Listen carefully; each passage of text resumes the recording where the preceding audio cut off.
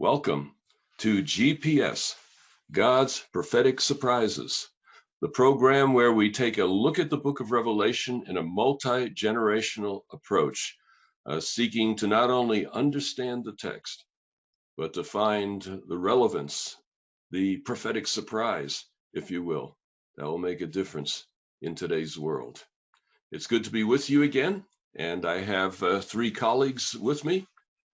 There's Guillermo Borda, and tell us what you're up to these days. Well, now we have two sons now. Oh, The second one was born recently, so that's the big news. Also, my wife got word that she matched for residency. That's also very good. And tomorrow we should have the official confirmation of which spot, but at least we know she matched. That's very important. Awesome. Very, very good. You look ridiculously well rested for that new birth there. I don't know, but yeah, since our last program, there's been a birth in my family too, a new grandchild, and they live not far from us, so that's been a blessing. Then there's Nick Snell, and he's coming in from Kansas. And what are you doing out there, Nick? Yeah, so I started a new role as an associate and youth pastor at the Chapel Oaks Church in Shawnee, Kansas. So right now we are trying to get settled in. We bought a house last week and it's a fixer-upper, so we're working on it. I just came back from the house before filming this, so we're staying busy with the new ministry and house remodel. Mm-hmm. I sure appreciate you being able to join us today. And then Shifra, tell us what's going on in your life. Not as exciting as the guys, but I'm just happy to be in this new year, adjusting more into the in-person ministry, and good to be back with you all. Awesome.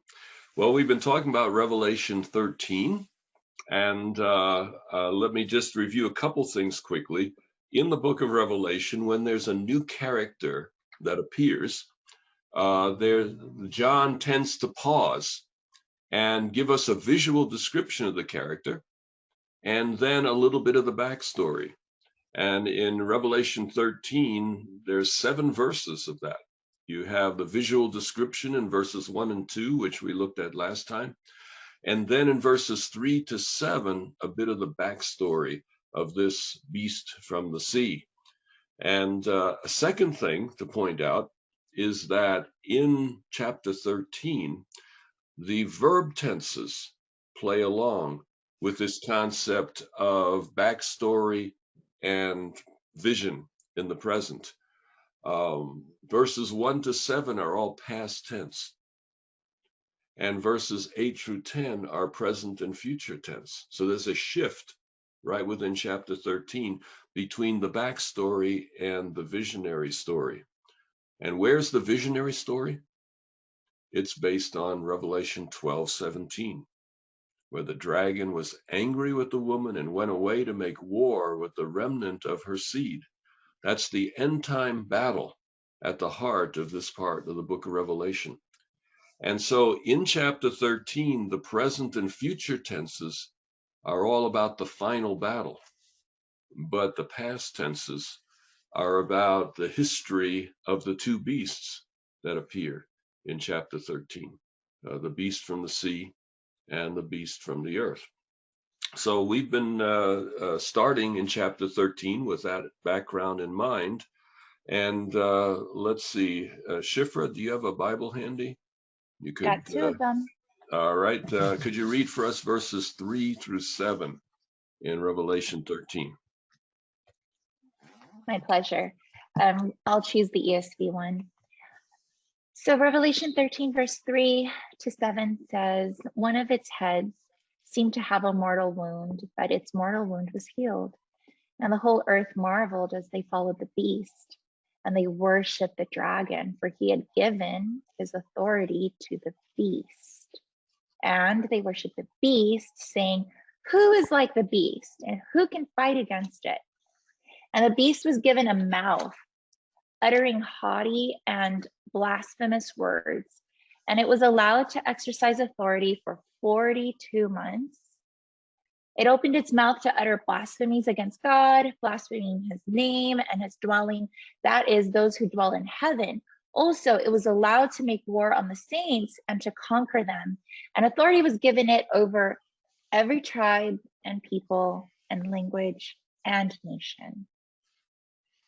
So you may remember last time that we noted that there was a Christ parody in these verses, that this beast from the sea looked like the dragon. 7 heads, 10 horns, rather peculiar. They're definitely lookalikes. We noticed that Jesus said, if you've seen me, you've seen the Father. So that is by itself wouldn't be any proof, but it's certainly odd and interesting. But then it says this beast received his power, his throne, and authority from the dragon. Jesus received his authority from his Father. Then in verse 3, we have an interesting development. And I'm looking at the Greek text here. It says, one of his heads was, as it were, slaughtered to death, and the wound of his death was healed, and the whole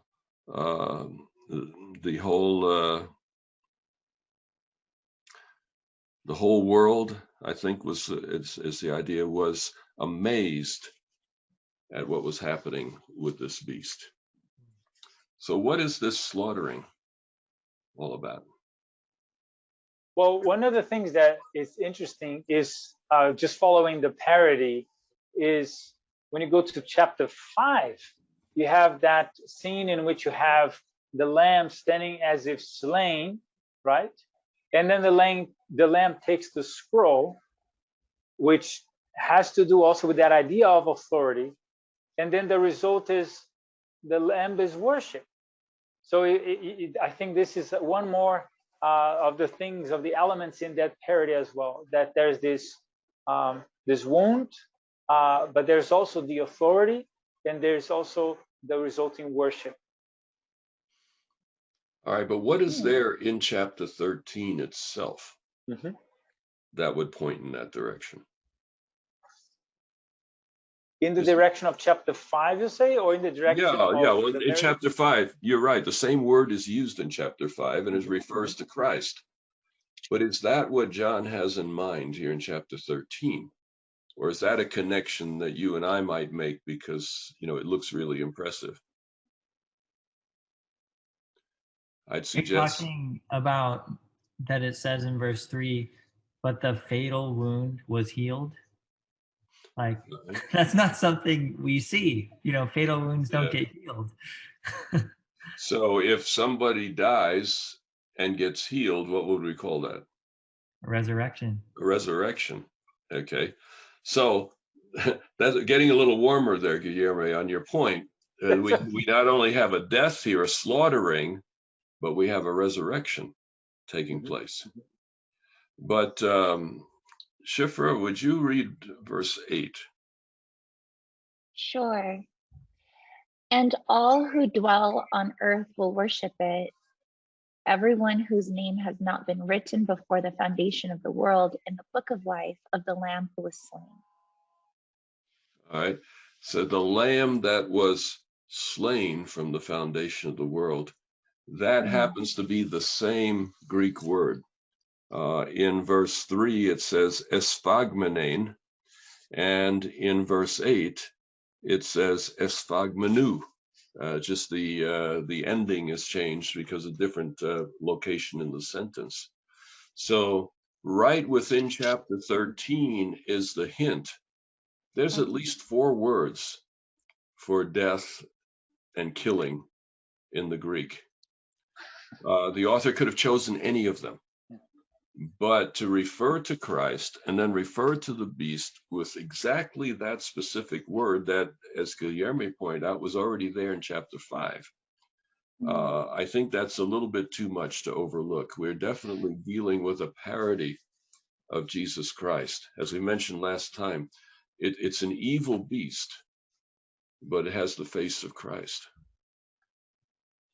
What is Jon doing here? Sorry, I just wanted to just point out one interesting difference that may not be at the forefront of what Jon is showing here, but I think that is important for the rhetorical point overall of the book, which is that there's this parody. It's very interesting that when the lamb that was standing as if slain takes the scroll and then is worshipped, those who worship are those in heaven and on earth, everywhere on earth. But then here it's very interesting. It's only people on earth. So you see that right there is one hint, I guess, that this is a bad guy. He's not recognized in heaven. And also that you have authority at levels that are beneath you, right? But then Jesus' authority is from heaven down, not only on earth. So just one difference I think that will be important for the rhetorical point that the author is trying to make, showing that there are these illegitimate usurpers of worship and power, but their authority is limited. Even though it seems like they are big shots, their authority is limited. So I think that's one of the things that may not be at the forefront here, but I think it's maybe throughout the book in the back burner, always there, that point that's being driven time after time through the book. Just for our audience sake, rhetorical point is a way of basically saying it's something you say in order to persuade. Okay, that's among scholars, that's a technical point that is readily understood, but I just wanted to be sure everybody was following on that one. So you have a Christ parody going on here. The beast looks like the dragon. The beast gets its authority from the dragon, has a death and a resurrection. And by the way, the word for resurrection appears in verse 14. Where it speaks about the beast who had the wound by the sword and came to life. Consistently throughout Revelation, ezesan, that Greek word came to life, is used to describe resurrection. So you have a technical term for resurrection used of the beast in verse 14 of chapter 13. So clearly the death and resurrection of Christ is being parodied by this sea beast. Why would the devil want to do that? Why would the sea beast want to do that? If you want to deceive, you got to have some similarities with the legitimate thing. That's I think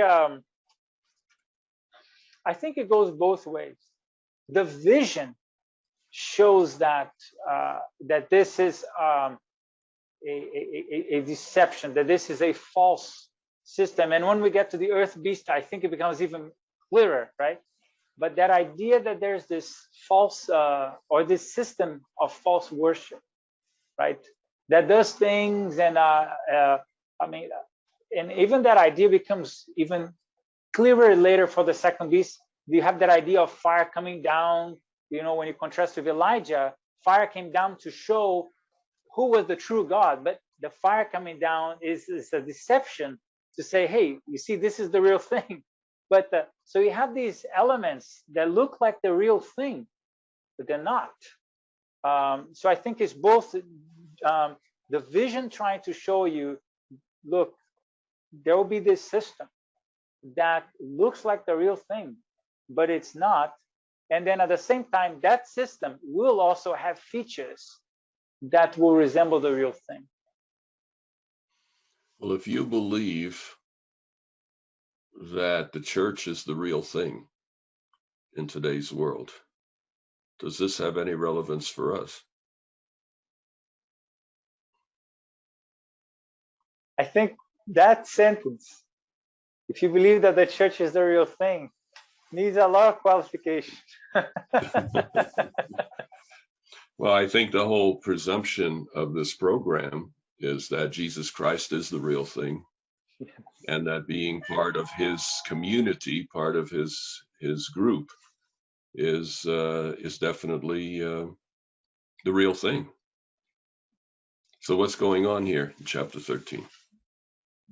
I was thinking, talking about relevance, how if I were to step into what is the phrase, to be a devil's advocate, you know, a beastly advocate here, you could flip it around and say, you know, I don't know, like we're saying that the intentions are to deceive.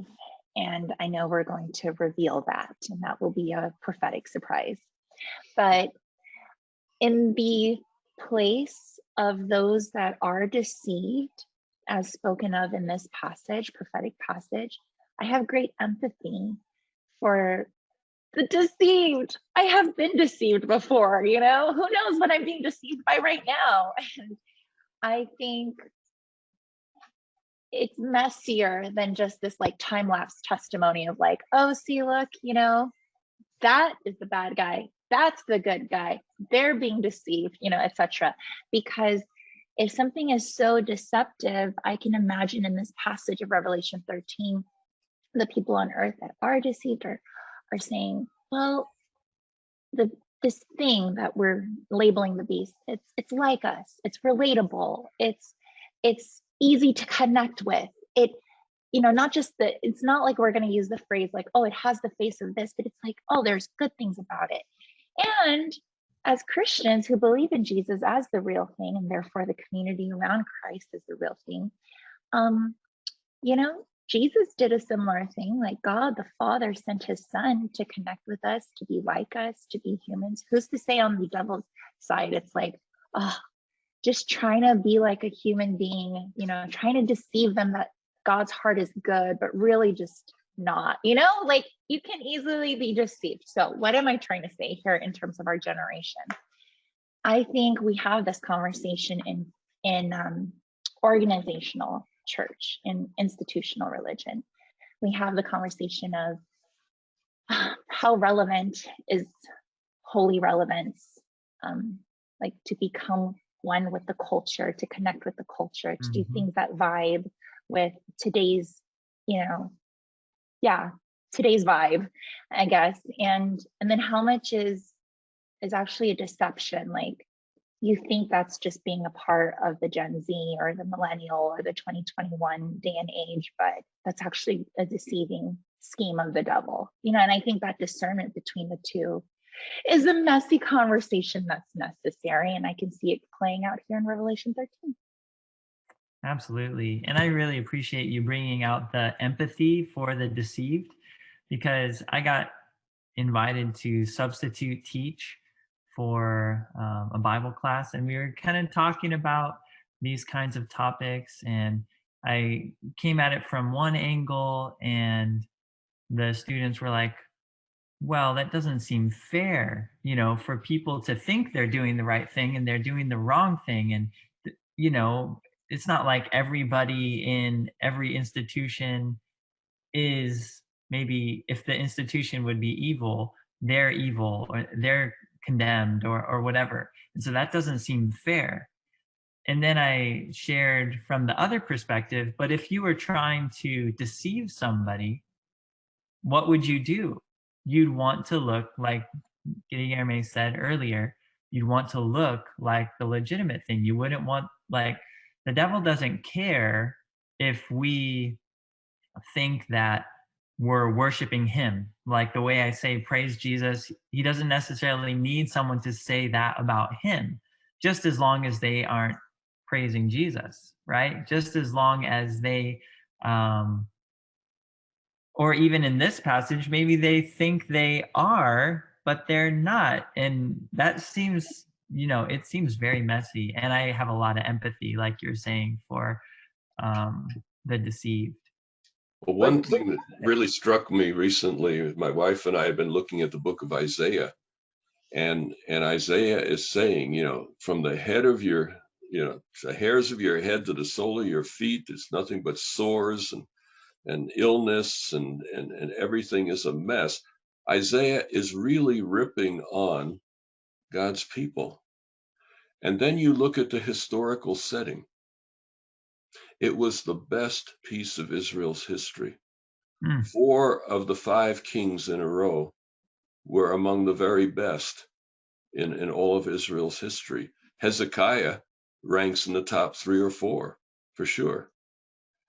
So the critique of the prophet was a critique of people who would have considered themselves to be the faithful. And so that is, I think, where Revelation 13 slots in, that this looks so faithful here. It looks so Christ-like, and yet there's something wrong. So were you going to say something, Guillermo? Yes, 2 things. One of the things is that idea that the people in Asia Minor were very familiar with the imperial system of worship of the emperor. So they were very familiar with a threat from outside. The idea, if we understanding the text correctly, that this has to do with a parody of Christ, with a system that looks Christian but is really not, then the warning has to do with, don't look only for a deception from the outside, but beware lest you become part of the deceiving system itself. And the second thing that I would like to say is that the text also provides the way on how to avoid being deceived. So the number one is that idea in apocalyptic visions, the idea of don't be deceived by appearances, right? That's that idea that goes throughout the book Revelation, that and I like what Walsh and Keesmaat say in their book actually a book on Colossians remixed, but they say that what every empire wants you to think is that what you see is what you get. So apocalyptic literature goes against that. So beware of appearances. But the second thing, which is the most important, is that it tells you who are deceived, and it by implication it tells you who is not. So what it means is join the group that is not. And what's the group that is deceived and the group that is not deceived? It says in verse 8, all who dwell on earth will worship him, everyone whose name has not been written from the foundation of the world in the book of life of the Lamb who has been slain. So the key point is, if I don't want to be deceived, I got to have my name in that book, because it's those who do not have their name in that book who are deceived. So it's, because we don't want to be to the point that we are sure there's a certain level of suspicion that apocalyptic literature fosters, but we don't want to live as people who are, just scared, like, am I being deceived? Am I not, right? The point is, we need to have a true relationship with Jesus. His blood covers us. If our name is in that book, we won't be deceived. It's that relationship. And then the third point that I would say is also that the issue of allegiance. So I think we have to reflect periodically, who has my full allegiance? Is it the kingdom of heaven or whatever creaturely system of power that might seek to interfere with my allegiance to God? So maybe if we surrender to Christ and we frequently pause to reflect, am I being faithful to Christ, or am I allowing other systems of power, earthly, creaturely systems of power, to interfere with their allegiance, be it a nation, be it an institutional religion, whatever it is. And these things may be very subtle. Maybe things such as saying the Pledge of Allegiance in church, for example, or things such as deciding to do something for my country that clearly goes against the scriptures, but it's my country. Well, Jesus would say, doesn't matter. It doesn't matter. That was the big point in the first century, wasn't it? That Yes. you had the popular culture was also a religion, and it was a religion which glorified the emperor and glorified the Roman culture, etc.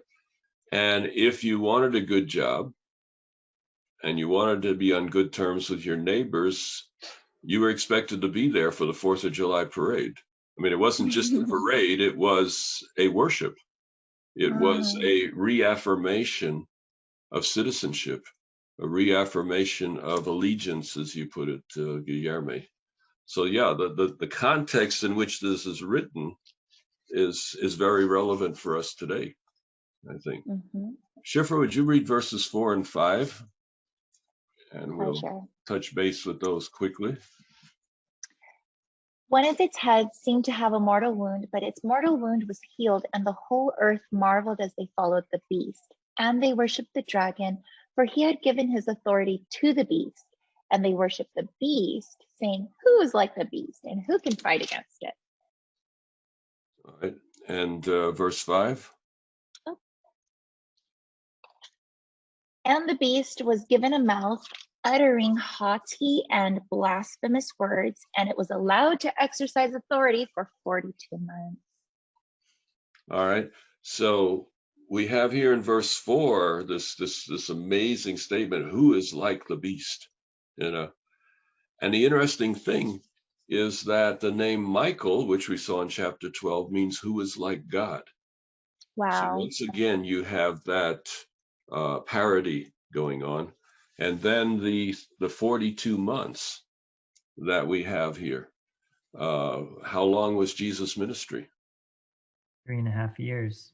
Yeah. So the 42 months connects with Jesus' ministry. So you definitely have a strong parody of Christ. And the question is, who gave him that authority? Normally, in verse 2, it says the dragon gave him his authority, but that was active. In verse 5, it says authority was given to him.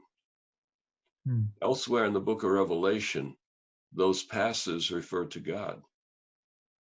Was it God that gave the deception? Nope. Or was it the Satan that gave the deception? It's a parody. Surprise. Surprise. Okay. So what's the surprise?